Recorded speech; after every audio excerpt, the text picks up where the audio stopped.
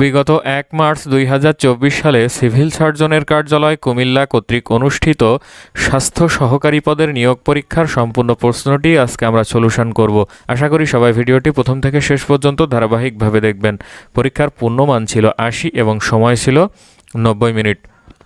জসিমউদ্দিন বাংলাদেশের কোন জেলায় জন্মগ্রহণ করেন? জসিমউদ্দিন বাংলাদেশের ফরিদপুর জেলায় জন্মগ্রহণ করেন। ক্রিয়ার মূল অংশকে কি বলে? ক্রিয়ার মূল অংশকে বলে ধাতু। বিষাদসিন্ধু উপন্যাস কে লিখেছেন? বিষাদসিন্ধু উপন্যাস লিখেছেন মীর মোশাররফ হোসেন। মুক্তিযুদ্ধভিত্তিক উপন্যাস কোনটি? মুক্তিযুদ্ধভিত্তিক উপন্যাস হচ্ছে হাঙ্গর নদী গ্রেনেড। উপসর্গের সাথে প্রত্যয়ের পার্থক্য কী? উপসর্গ থাকে সামনে, প্রত্যয় থাকে পিছনে। কবি বিহারীলালকে ভোরের পাখি কে বলেছেন? কবি বিহারীলালকে ভোরের পাখি বলেছেন রবীন্দ্রনাথ ঠাকুর। অমিত্রাক্ষ ছন্দের প্রবর্তককে? অমিত্রাক্ষ ছন্দের প্রবর্তক হচ্ছেন মাইকেল মধুসূদন দত্ত। ভাষার মূল উপকরণ কি? ভাষার মূল উপকরণ হচ্ছে বাক্য এবং ভাষার মূল উপাদান হচ্ছে ধ্বনি। আট কপালে এর অর্থ কি? আট কপালে অর্থ হচ্ছে হতভাগ্য। বাংলা ভাষায় উপসর্গ কত প্রকার? বাংলা ভাষায় উপসর্গ হচ্ছে ৩ প্রকার। মুক্তিযুদ্ধ ভিত্তিক আত্মজীবনী a story of my time গ্রন্থের লেখককে? A story of my time গ্রন্থের লেখক হচ্ছেন মঞ্জুরুল হক। বাংলাদেশের জাতীয় পতাকার রূপকারকে? বাংলাদেশের জাতীয় পতাকার রূপকার হচ্ছেন কামরুল হাসান। আলালের ঘরের দুলাল কার লেখা? আলালের ঘরের দুলাল লেখা প্যারীচাঁদ মিত্রের। এক সাগর রক্তের বিনিময়ে বাংলার স্বাধীনতা আনলে যারা গানটির সুরকারকে? গানটির সুরকার হচ্ছেন গোবিন্দ হালদার। মাইকেল মধুসূদন দত্ত রচিত ঐতিহাসিক নাটক কোনটি? মাইকেল মধুসূদন দত্তের ঐতিহাসিক নাটক হচ্ছে কৃষ্ণকুমারী। বাংলা সাহিত্যের আদি নিদর্শন কোনটি? বাংলা সাহিত্যের আদি নিদর্শন হচ্ছে চর্যাপদ। বাংলা ভাষা আন্দোলনের পটভূমিকায় রচিত মুনীর চৌধুরীর নাটক কোনটি? ভাষা আন্দোলনের পটভূমিতে রচিত মুনীর চৌধুরীর নাটক হচ্ছে কবর। ময়ূর শব্দের সমার্থক শব্দ কোনটি? ময়ূর শব্দের সমার্থক শব্দ হচ্ছে শিখণ্ডী। নদী ও নারী উপন্যাসের রচয়িতাকে? নদী ও নারী এর রচয়িতা হচ্ছে হুমায়ুন কবির। বাংলা সাহিত্যে যুগ সন্ধিক্ষণের কবিকে? যুগ সন্ধিক্ষণের কবি হচ্ছেন ঈশ্বরচন্দ্র গুপ্ত। কারক কয় প্রকার? কারক হচ্ছে ৬ প্রকার। ধ্বনির লিখিত রূপকে কি বলে? ধ্বনির লিখিত রূপকে বলে বর্ণ। রবীন্দ্রনাথ ঠাকুর কোন গ্রন্থটি কাজী নজরুল ইসলামকে উৎসর্গ করেছিলেন? রবীন্দ্রনাথ ঠাকুর বসন্ত গ্রন্থটি কাজী নজরুল ইসলামকে উৎসর্গ করেছিলেন। আলপিন কোন ভাষা থেকে আগত শব্দ? আলপিন পর্তুগিজ শব্দ। ছাড়পত্র কাব্যগ্রন্থটি কার লেখা? ছাড়পত্র সুকান্ত ভট্টাচার্যের লেখা। ৮ আগস্ট ২০২৩ সালে দেশের ১৭তম জিআই পণ্য হিসাবে স্বীকৃতি পায় কোনটি? নাটোরের কাঁচাগোল্লা। জাতীয় শিশু দিবস কবে? ১৭ই মার্চ হচ্ছে জাতীয় শিশু দিবস। বিশ্ব স্বাস্থ্য সংস্থা WHO বাংলাদেশকে কোন রোগমুক্ত ঘোষণা করেছে? WHO বাংলাদেশকে পোলিও, কালাজ্বর এবং ফাইলেরিয়া এই সবগুলো রোগমুক্ত দেশ হিসাবে ঘোষণা করেছে। বঙ্গবন্ধু টানেল উদ্বোধন করা হয় কবে? ২৮ অক্টোবর ২০২৩ সালে বঙ্গবন্ধু টানেল উদ্বোধন করা হয়। নিচের কোন জায়গায় চা নিলাম কেন্দ্র রয়েছে? চট্টগ্রাম, পঞ্চগড় ও মৌলভীবাজার সবগুলো জেলায় চা নিলাম কেন্দ্র রয়েছে। স্মার্ট বাংলাদেশ দিবস কবে? ১২ই ডিসেম্বর হচ্ছে স্মার্ট বাংলাদেশ দিবস। গ্রীষ্মকালীন অলিম্পিক ২০২৪ কোথায় অনুষ্ঠিত হবে?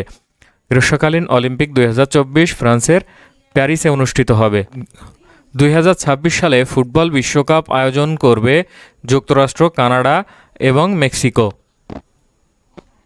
মাননীয় প্রধানমন্ত্রী শেখ হাসিনা সাম্প্রতিক সময়ে কোন সেক্টরে জাতিসংঘ কর্তৃক প্রদত্ত পুরস্কার লাভ করেন? SDG progress. জনসংখ্যার ঘনত্বে বিশ্বের শীর্ষ দেশ কোনটি? জনসংখ্যার ঘনত্বে শীর্ষ দেশ হচ্ছে মোনাকো। বাংলাদেশের মানুষের গড় আয়ু কত? বাংলাদেশের মানুষের গড় আয়ু হচ্ছে ৭২.৪ বছর। মুক্তিযুদ্ধভিত্তিক চলচ্চিত্র আগুনের পরশমণি এর পরিচালককে? আগুনের পরশমণির পরিচালক হচ্ছেন হুমায়ুন আহমেদ।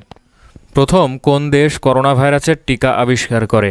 প্রথম রাশিয়া করোনা ভাইরাসের টিকা আবিষ্কার করে। ডেঙ্গু রোগের জীবাণুবাহনকারী মশার প্রজাতি কোনটি? এডিস মশা।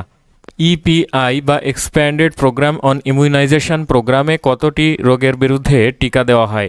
EPI প্রোগ্রামে 10টি রোগের বিরুদ্ধে টিকা দেওয়া হয়। 10 বছর পূর্বে পিতা ও পুত্রের বয়সের অনুপাত ছিল 4:1। 10 বছর পরে পিতা ও পুত্রের বয়সের অনুপাত হবে 2:1। পিতা ও পুত্রের বর্তমান বয়স কত? পিতা পুত্রের বর্তমান বয়স হচ্ছে 50 এবং 20 বছর। রম্বসের কর্ণদ্বয় পরস্পরকে কিভাবে সমদ্বিখণ্ডিত করে?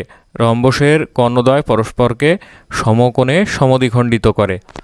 0.1 ইন্টু 0.01 ইন্টু 0.001 সমান কত? সঠিক উত্তর হচ্ছে 0.00001। 1 minus x square by 1 minus x এর লঘিষ্ঠ রূপ নিচের কোনটি হবে? এর লঘিষ্ঠ রূপ হচ্ছে 1 প্লাস এক্স। 1 মিটার সমান কত ইঞ্চি? 1 মিটার সমান হচ্ছে 39.37 ইঞ্চি। 6টি সংখ্যার গড় 8.5। একটি সংখ্যা বাদ দিলে গড় হ্রাস পেয়ে 7.2 হয়। বাদ দেওয়া সংখ্যাটি কত? বাদ দেওয়া সংখ্যাটি হচ্ছে 15। ত্রিভুজের দুইটি কোণের অনুপাত 2:3। একটি কোণ 75 ডিগ্রি হলে অন্য দুইটি কোণের পরিমাণ কত? অন্য দুইটি কোণের পরিমাণ হচ্ছে 42 ডিগ্রি এবং 63 ডিগ্রি। 53/14কে মিশ্র ভগ্নাংশে প্রকাশ করলে কত হবে? 53/14কে মিশ্র ভগ্নাংশে প্রকাশ করলে হবে 3×11/14। একটি শ্রেণীর প্রতি বেঞ্চে 4 জন করে ছাত্র বসলে 3টি বেঞ্চ খালি থাকে। আবার প্রতি বেঞ্চে 3 জন করে ছাত্র বসলে 6 জনকে দাঁড়িয়ে থাকতে হয়। ওই শ্রেণীর ছাত্র সংখ্যা কতজন? ওই শ্রেণীর ছাত্র সংখ্যা হচ্ছে 60 জন। দুইটি ত্রিভুজের মধ্যে কোন উপাদানগুলো সমান হওয়া সত্ত্বেও ত্রিভুজ দুইটি সর্বসম নাও হতে পারে? ত্রিভুজে 3 কোণ সমান হওয়া সত্ত্বেও ত্রিভুজ দুইটি সর্বসম নাও হতে পারে। a plus b a square minus b square এবং এ কিউব প্লাস বি কিউবের গসাগু কত? এদের গসাগু হচ্ছে a প্লাস বি। শতকরা বার্ষিক কত হার সুদে 1 বছরের সুদে আসলের 1/5 অংশ হবে? শতকরা বার্ষিক 20% সুদে। কোন ভগ্নাংশ 2/3 থেকে বড়? 8/11 2/3 থেকে বড়। 90 এবং 100 এর মধ্যে মৌলিক সংখ্যা কয়টি? মৌলিক সংখ্যা হচ্ছে 1টি। কোন সমকোণী ত্রিভুজের কোণদ্বয়ের পার্থক্য 6 ডিগ্রি হলে ক্ষুদ্রতম কোণের মান কত? ক্ষুদ্রতম কোণটির মান হচ্ছে 42 degree. She is good dash English. Fill in the gap with the appropriate preposition. She is good at English. Good at মানে হচ্ছে দক্ষ বা ভালো। In a summer morning, I saw the thick clouds move here and there in the sky. এখানে এই move ভার্বের সঠিক form হচ্ছে মুভিং। অর্থাৎ একটা গ্রীষ্মের সকালে আমি দেখলাম যে একটা ভারী মেঘ আকাশে ঘুরে বেড়াচ্ছে। What is the superlative degree of little? Little এর সুপারলেটিভ ডিগ্রি হচ্ছে least. David is a European. He comes from dash UK. Which article is suitable for the gap? এখানে যেহেতু এই ইউনাইটেড কিংডমের সংক্ষিপ্ত রূপ ইউকে ব্যবহার করা হয়েছে, তাহলে এর আগে অবশ্যই আর্টিকেল হিসাবে দি বসবে। He comes from the UK. What is the noun form of the verb acquire? Acquire শব্দটির নাউন ফর্ম হচ্ছে acquisition. Which is the passive form of Asif fans himself? Asif fans himself এর প্যাসিভ ফর্ম হচ্ছে Asif is fanned by himself. What is the form of parts of speech of may? May কোন ধরনের parts of speech? May হচ্ছে verb. Which is the tag question of the following sentence? Nothing should go unchallenged. এটা হচ্ছে negative sentence এবং এখানে should কথাটা আছে, তাহলে এখানে ট্যাগ কোশ্চেনে আসবে should eat. Which sentence is wrong? এখানে যে 4টা সেন্টেন্স দেওয়া আছে এর মধ্যে কোনটা ভুল? এখানে ভুল সেন্টেন্সটি হচ্ছে অপশান ঘ, each of the boys were present. এটা হবে each of the boys was present.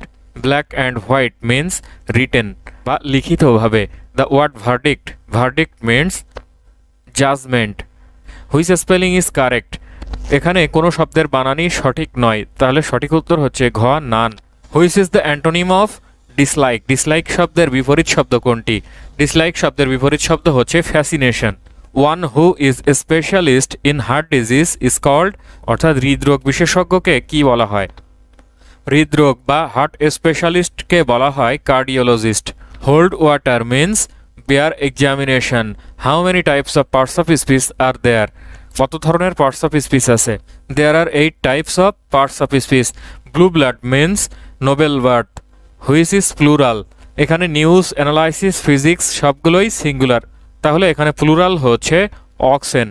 What is the passive form of who did this? Who did this এই ইন্ট্রোগেটিভ সেন্টেন্সটার প্যাসিভ ফর্ম হচ্ছে by whom was this done. Which is the feminine gender of nephew? Nephew এর feminine gender, nephew মানে হচ্ছে ভাইপো, এর feminine gender হচ্ছে niece. And find out the correct spelling, এখান থেকে সঠিক বানানটি খুঁজে বের করতে হবে। অ্যাডোলেসেন্স এর সঠিক বানান হচ্ছে ADOLESCENCE, adolescence. Who wrote the poem solitary reaper? Solitary রিপারের রাইটার হচ্ছেন William Wordsworth. Choose the correct singular form? এখানে কারেক্ট সিঙ্গুলার ফর্ম হচ্ছে phenomenon, PHENOMENON, phenomenon. Who is called the poet of nature? Poet of nature বলা হয় কোন কবিকে? Poet of nature বলা হয় জন মিল্টনকে।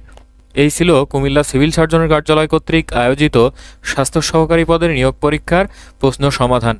আশা করি সবাই বুঝতে পারলেন। এরপরেও যদি কেউ না বুঝে থাকেন অবশ্যই কমেন্টস বক্সে কমেন্টস করে জানাতে ভুলবেন না। ভালো লাগলে চ্যানেলটিকে অবশ্যই সাবস্ক্রাইব করবেন, লাইক কমেন্ট শেয়ার করবেন। ধন্যবাদ সবাইকে।